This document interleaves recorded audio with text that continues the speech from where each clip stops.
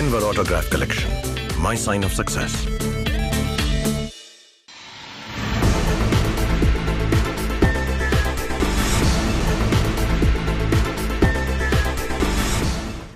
नमस्कार लक्ष्मी में आपका स्वागत है। मैं हूं आपके साथ राजकृष्ण नटलते। अभी तक के मुख्य हेडलाइंस पर।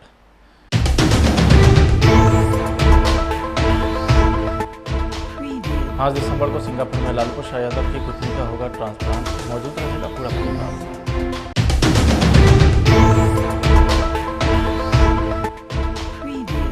बिहार नगर निकाय चुनाव, भाजपा ने मामले में नीतीश सरकार की नीयत पर उठाए सवाल।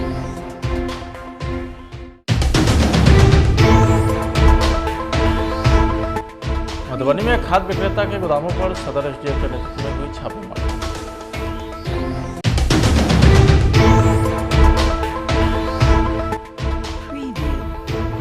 और राज्य के अधिकांश विद्यालय में आज संसाधन का घोर अभाव देखने को मिला। बच्चे खुले छत के नीचे पढ़ने के लिए।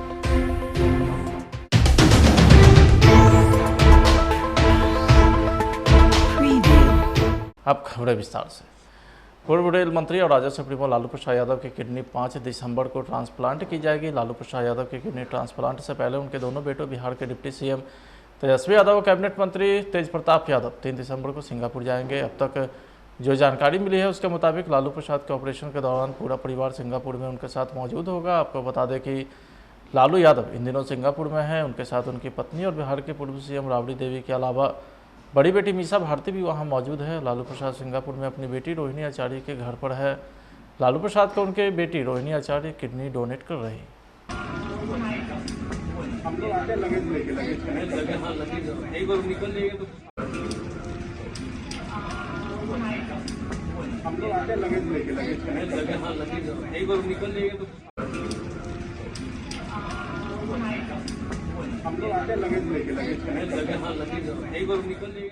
बिहार राज्य निर्वाचन आयोग ने सूबे में होने वाले नगर निकाय चुनाव को लेकर के नए सिरे से मतदान और मतगणना की तारीखों का ऐलान किया है। बिहार में नगर निकाय चुनाव की तिथि के ऐलान के बाद भाजपा ने इस मामले में नीतीश सरकार की नीयत पर सवाल उठाए हैं। पूर्व डिप्टी सीएम सुशील मोदी ने दावा किया है कि नीतीश सरकार की जीत के कारण अभी भी नगर निकाय चुनाव कानूनी दांवपेच में फंसा हुआ है, इसलिए संभव है कि फिर से चुनाव प्रक्रिया पर रोक लग जाए। बिहार सरकार सुप्रीम कोर्ट के 28 नवंबर के आदेश की अवमानना कर ज़बरदस्ती और जल्दबाजी में नगर निकाय चुनाव करा रही है। सुप्रीम कोर्ट ने जब 28 नवंबर को आदेश पारित कर दिया कि बिहार सरकार ने जो आयोग गठित किया था उसको रोका जाए, उसको अधिसूचित न किया जाए, उसके बावजूद बिहार सरकार ने आयोग की रिपोर्ट लेकर और चुनाव अधिसूचित कर दिया। दूसरी बात ये कि ये आयोग की रिपोर्ट को सार्वजनिक क्यों नहीं किया गया? क्या हर एक व्यक्ति को जानने का अधिकार नहीं है कि तथाकथित अति पिछड़ा आयोग ने क्या रिपोर्ट दी? तीसरी बात कि आप पुराने ही आरक्षण के आधार पर चुनाव करा रहे हैं। आपको चाहिए था कि जो रिपोर्ट आई है उसमें नए सिरे से आरक्षण का निर्धारण कर और तब आप चुनाव कराते। फिर नए लोगों को चुनाव में भाग लेने से क्यों रोक दिया गया? नए लोग क्यों नहीं भाग ले सकते हैं? तो देखिए, बिहार सरकार और नीतीश कुमार अपनी जिद के कारण, अहंकार के कारण पिछड़ों को अपमानित कर रहे हैं और पूरे मामले को उन्होंने कानूनी दांवपेच में फंसा दिया है। मैं अभी भी बिहार सरकार से आग्रह करूंगा कि सुप्रीम कोर्ट में जाइए, अपने पक्ष में निर्णय लीजिए, और नहीं तो ये चुनाव रुकने का खतरा है। और नए उम्मीदवारों से भी मैं अपील करूंगा, जो चुनाव लड़ने वाले लोग हैं, कि खर्च सोच समझ कर करिए। चुनाव कभी भी रुक सकता है, कभी भी इस पर कोई रोक लग सकता है। खबर राजधानी पटना से है, जहां लखनऊ से आए एक शख्स ने दावा किया कि 20 साल की कड़ी मेहनत के बाद वायु प्रदूषण के क्षेत्र में बड़ी उपलब्धि का वो दावा कर रहा है, लेकिन सरकार की ओर से इनके दावों को टाला जा रहा है, कोई मदद भी नहीं दी जा रही। मैंने फार्मूला एक इसके वायु प्रदूषण के बारे में मैंने रिसर्च किया, जिसमें मुझे 20 साल लगे यहाँ तक पहुँचने में। मैंने रिसर्च करने के बाद में उत्तर प्रदेश में विज्ञान टेक्नोलॉजी लखनऊ में इसके मामले में मैं मिला, और मिलने के बाद में उन्होंने प्रदूषण विभाग को लिखा, और लिखने के बाद में मैंने लिखा पढ़ी के आधार पे फार्मूला ना देते हुए लिखा पढ़ी के आधार पे मैंने काम किया 2017 में। तो वायु प्रदूषण लखनऊ के मानक के आधार पे 422 था, उसको मैंने 25 दिन के अंदर 50 पे मानक 50 पे ला करके छोड़ा करके, और मैंने उनको जाके डाटा दिया और उन्होंने मेरी बात को खिल्ली लेकर के टाल दिया। फिर इसके बाद में मैंने दोबारा 2019 में काम किया, तो वहाँ पे उन्होंने लिखित में मुझे कुछ नहीं दिया, मुझसे डाटा ले लिया।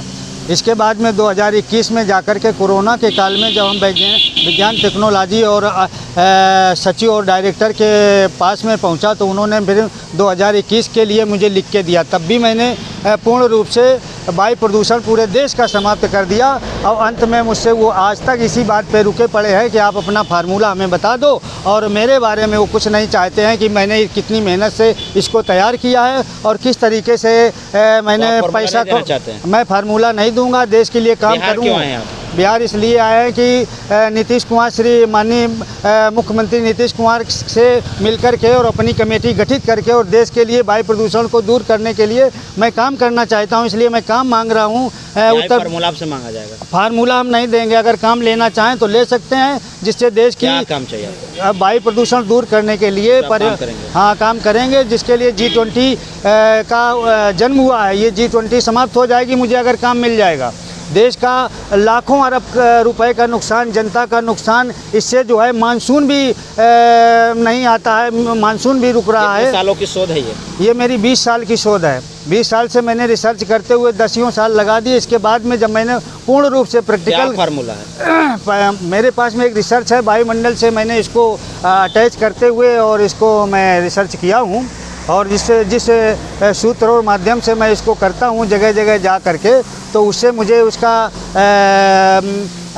मतलब जो है समाधान मिलता है और जगह जगह का जो प्रदूषण है वो ख़त्म होता है। राज्य में आप सरकार से बात किए हैं? हमने दिल्ली सरकार में।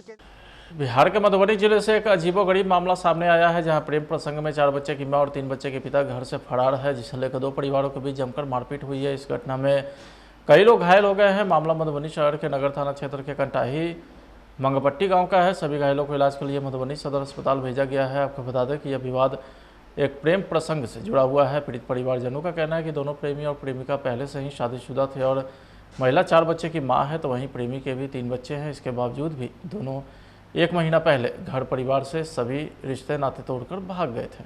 घटना घटी है 1.5 महीना पहले, लड़का लड़की है जी। तो हम सब इसमें अपन अस्थिर हो गए।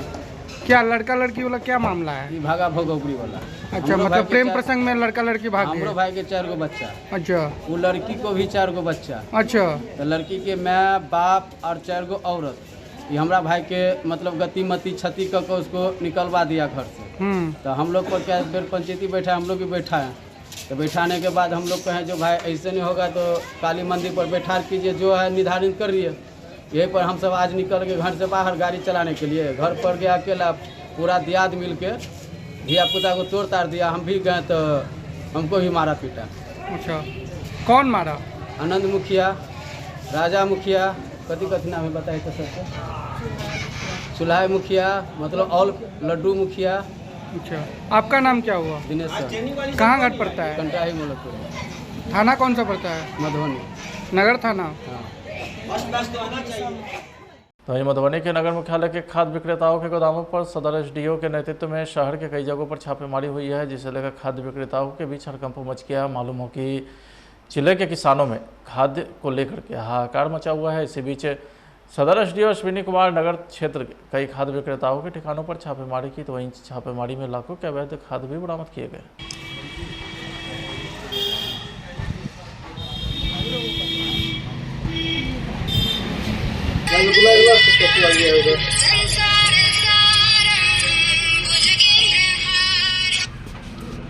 अवैध खाद्य के जो कारोबार और बॉर्डर ट्रेसपास का कुछ सूचना प्राप्त हुआ, तो उसी के आलोक में हम लोग अभी यहाँ पे आए हैं। कुल मिला के 3 बड़े होलसेल और 3 रिटेलर उन जगहों पे अभी हम लोग दबिश दिए हैं और अभी काउंटिंग करवाएंगे। हम लोग सील कर देते हैं इसको।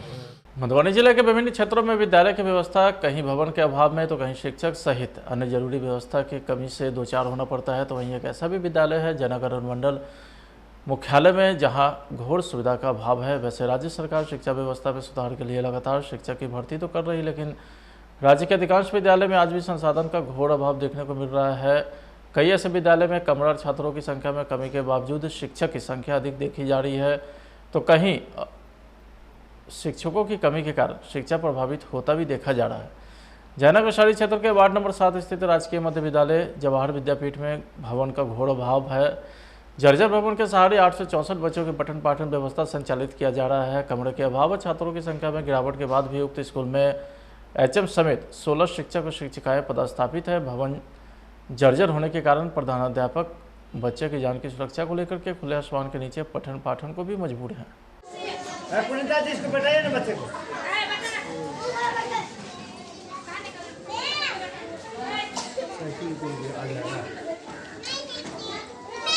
सर यहाँ कमरे का तो काफ़ी अभाव है। 3 ही कमरा है, एक एलपीजीएल का है। हमारे विद्यालय का 2 ही कमरा है, जिसमें हम ज्वाइंट क्लास चलाते हैं। अब कुछ बच्चे खुले आसमान में भी पढ़ते हैं। अब विभाग को पत्राचार किया गया है, हर साल गैस भी भरा जाता है, उसमें दिया जाता है सूचना कि भवन का अभाव है। क्या हो गया? मेरा नाम शंभू कुमार। सासाराम के रोहतास जिले में पशु टीकाकरण अभियान के लिए 5,70,000 का लक्ष्य रखा गया है, जिसमें प्राइवेट रूप से निजी टीकाकर्मी को लगाया गया है। जिले में मवेशी के ढका, गलघोटू और लंगड़ी रोग व्यापक रूप से फैल रही है। इसी की रोकथाम के लिए साल में एक बार यह टीकाकरण अभियान चलाया जा रहा है। पिछले दिनों भी टीकाकर्मी के हड़ताल के कारण इसके कार्यक्रम को धक्का लगा था, लेकिन पशुपालन विभाग के अधिकारी के मान मनोबल के बाद वे लोग फिर से काम में जुट गए। हम लोग साल में एक बार सरकार की ओर से, विभाग की ओर से टीकाकरण अभियान चलाया जाता है। डकहा एवं गलाघोंटू एवं लंगड़ी रोग का ये बहुत ही घातक बीमारी है। जब किसी पशु को ये बीमारी हो जाती है तो इसका इलाज अत्यधिक खर्चीला होता है, महंगा होता है, और उसके बाद भी इससे बचने की संभावना बहुत कम रहती है। इसीलिए राज्य सरकार के द्वारा, हमारे विभाग के द्वारा घर घर जाकर निःशुल्क टीकाकरण अभियान साल में एक बार चलाया जा रहा है।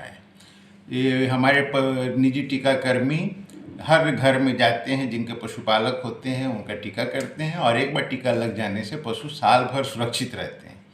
तो ये अभी हमारा अभियान चल रहा था सरकार की ओर से 21 अक्टूबर से 1 महीना तक। लेकिन हमारे यहाँ कुछ जो पशु टीकाकर्मी थे, निजी पशु टीकाकर्मी प्राइवेट रूप से जो काम कर रहे थे,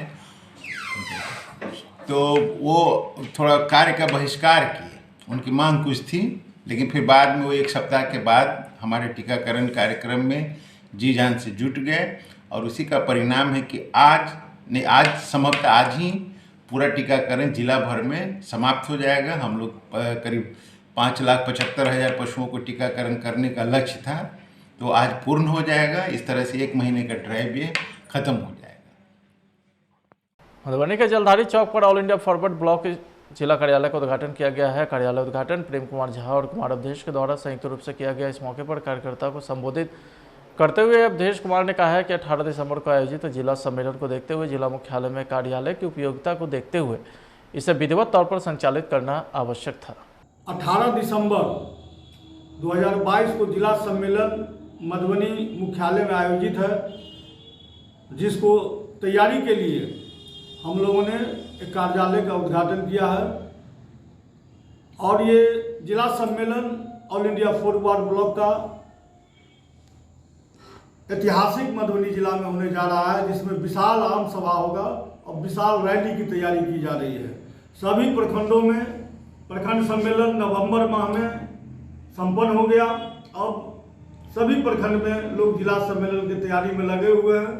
जिला सम्मेलन के बाद राज्य सम्मेलन 8 जनवरी को पटना में आयोजित है, जिसमें हम लोग लग जाएंगे। मैं Anil Kumar Singh, all India forward block जिला संयोजक Madhubani.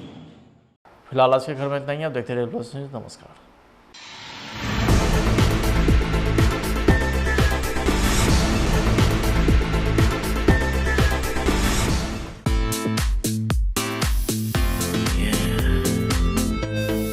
Denver Autograph Collection, my sign of success.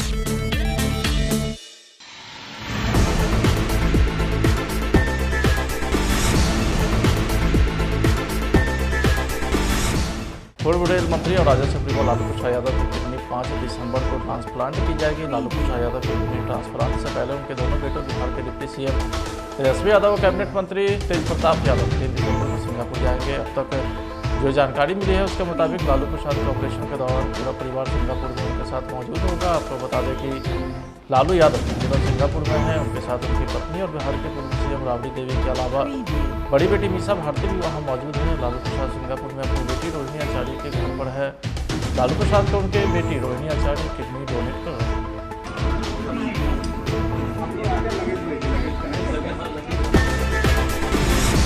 Bihar राज्य निर्वाचन आयोग ने सूबे में होने वाले नगर निकाय चुनाव को लेकर के नई सिरे से मतदान और मतगणना की तारीखों का ऐलान किया है। बिहार में नगर निकाय चुनाव की तिथि के ऐलान के बाद भाजपा ने इस मामले में नीतीश सरकार की नीयत पर सवाल उठाए हैं। पूर्व डिप्टी सीएम सुशील मोदी ने दावा किया है कि नीतीश सरकार की जीत के कारण अभी भी नगर निकाय चुनाव कानूनी दांवपेच में फंसा हुआ है, इसलिए संभव है कि बीच चुनाव प्रक्रिया को रोक लग जाए। बिहार सरकार सुप्रीम कोर्ट के 28 नवंबर के आदेश की अवमानना कर जबरदस्ती और जल्दबाजी में नगर निकाय चुनाव करा रही है। सुप्रीम कोर्ट ने जब 28 नवंबर को आदेश पारित कर दिया कि बिहार सरकार ने जो आयोग गठित किया था उसको रोका जाए, उसको अधिसूचित न किया जाए, उसके बावजूद बिहार सरकार ने आयोग की रिपोर्ट लेकर और चुनाव अधिसूचित कर दिया। दूसरी बात ये कि ये आयोग की रिपोर्ट को सार्वजनिक क्यों नहीं किया गया? क्या हर एक व्यक्ति को जानने का अधिकार नहीं है कि तथाकथित अति पिछड़ा आयोग ने क्या रिपोर्ट दी? तीसरी बात कि आप पुराने ही आरक्षण के आधार पर चुनाव करा रहे हैं। आपको चाहिए था कि जो रिपोर्ट आई है उसमें नए सिरे से आरक्षण का निर्धारण कर और तब आप चुनाव कराते। फिर नए लोगों को चुनाव में भाग लेने से क्यों रोक दिया गया? नए लोग क्यों नहीं भाग ले सकते हैं? तो देखिए, बिहार सरकार और नीतीश कुमार अपनी जिद के कारण, अहंकार के कारण पिछड़ों को अपमानित कर रहे हैं और पूरे मामले को उन्होंने कानूनी दांवपेच में फंसा दिया है। मैं अभी भी बिहार सरकार से आग्रह करूंगा कि सुप्रीम कोर्ट में जाइए, अपने पक्ष में निर्णय लीजिए, और नहीं तो ये चुनाव रुकने का खतरा है। और नए उम्मीदवारों से भी मैं अपील करूंगा, जो चुनाव लड़ने वाले लोग हैं, कि खर्च सोच समझ कर करिए। चुनाव कभी भी रुक सकता है, कभी भी इस पर कोई रोक लग सकती है।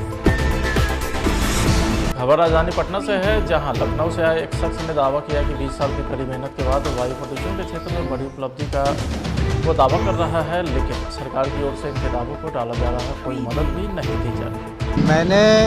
मैंने फार्मूला एक इसके वायु प्रदूषण के बारे में मैंने रिसर्च किया, जिसमें मुझे 20 साल लगे यहाँ तक पहुँचने में।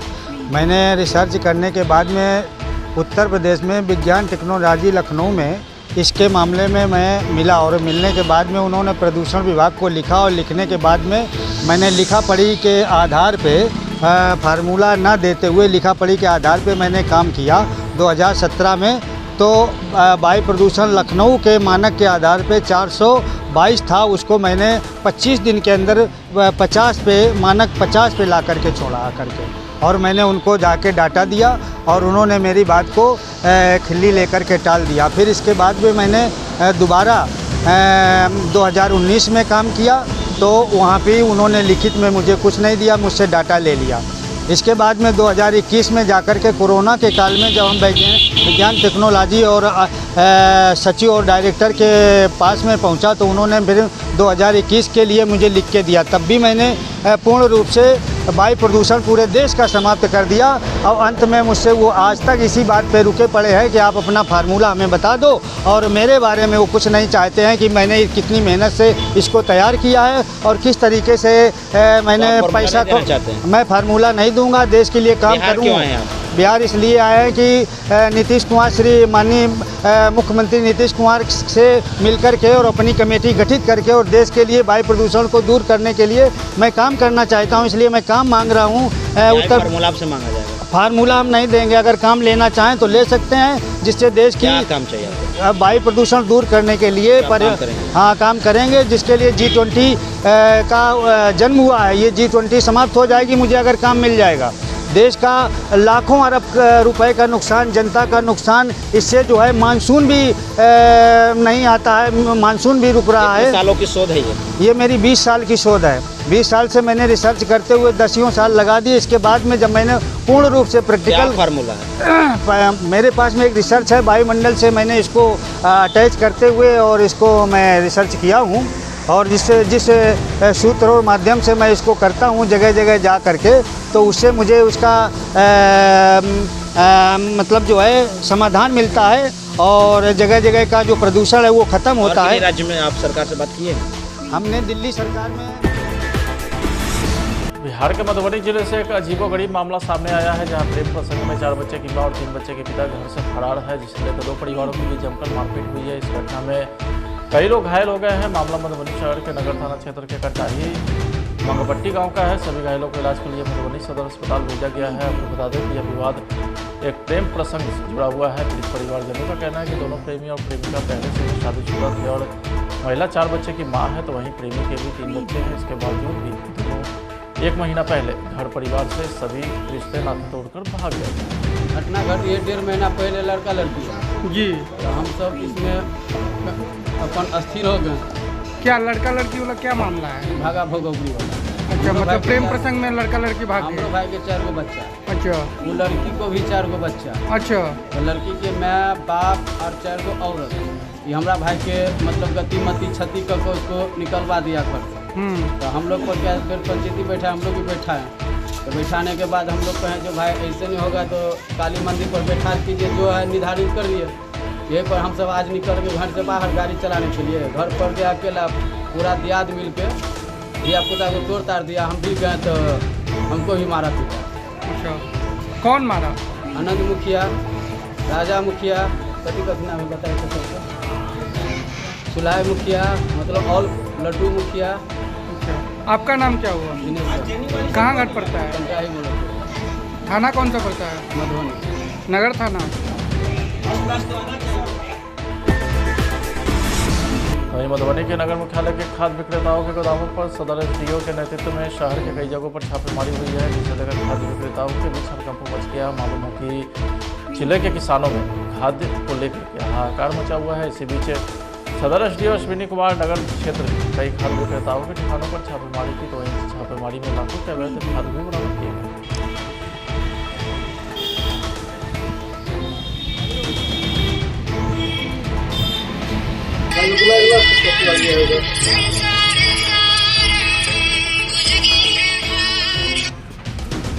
अवैध खाद्य के जो कारोबार और बॉर्डर ट्रेसपास का कुछ सूचना प्राप्त हुआ, तो उसी के आलोक में हम लोग अभी यहाँ पे आए हैं। कुल मिला के 3 बड़े होलसेल और 3 रिटेलर उन जगहों पे अभी हम लोग दबिश दिए हैं और अभी काउंटिंग करवाएंगे। हम लोग सील कर देते हैं इसको।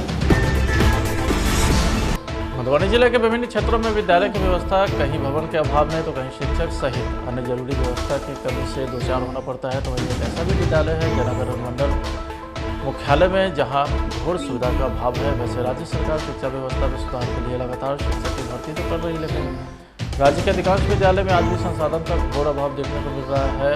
कई ऐसे विद्यालय में कमरा छात्रों की संख्या में कमी के बावजूद शिक्षक की संख्या अधिक देखी जा रही है, तो कहीं शिक्षकों की कमी के कारण शिक्षा प्रभावित होता भी देखा जा रहा है। जयनगर शहरी क्षेत्र के वार्ड नंबर 7 स्थित राजकीय मध्य विद्यालय जवाहर विद्यापीठ में भवन का घोर अभाव है। जर्जर भवन के सहारे 8 से 64 बच्चों के पठन पाठन व्यवस्था संचालित किया जा रहा है। कमरे के अभाव छात्रों की संख्या में गिरावट के बाद भी उक्त स्कूल में एचएम समेत 16 शिक्षक और शिक्षिकाएं पदस्थापित है। भवन जर्जर होने के कारण प्रधानाध्यापक बच्चे की जान की सुरक्षा को लेकर के खुले आसमान के नीचे पठन पाठन को भी मजबूर है।